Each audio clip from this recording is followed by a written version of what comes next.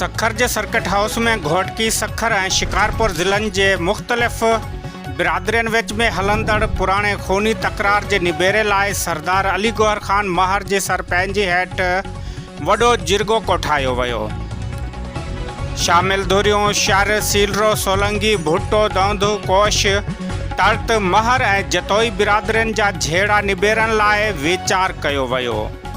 उन्हनि झेड़नि में हेल ताईं तक़रीबन 120 माण्हू क़तल थी चुका आहिनि। हैरत अंगेज़ तौर ते संगीन ॾोहनि में घुरबल, बदनाम धाड़ेल राहिब शर, सनाउल्ला शर वग़ैरह खे पुलिस पारां हथकड़ियुनि बदिरां वज़ीरनि जहिड़ो प्रोटोकॉल ॾेई बयान रिकॉर्ड कराइण लाइ जिरगे में आंदो वियो।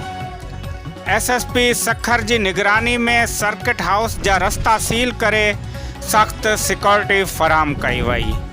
7 बिरादरियुनि जे झेड़नि जो फ़ैसिलो आचर ते ॿुधायो वेंदो, जॾहिं त महर जतोई तकरार जो जिरगो 20 मार्च ते थींदो। यादि रहे त इन्हनि धुरियुनि में अॻु बि कई भेरा जिरगा थिया आहिनि, पर अमल दरामद न थियण सबबि खूनी रांदि ख़तमु नाहे थी सघी। सुञाण धुरियुनि पारां सरदारनि खां सख़्त क़दमनि जो मुतालबो कयो वियो आहे।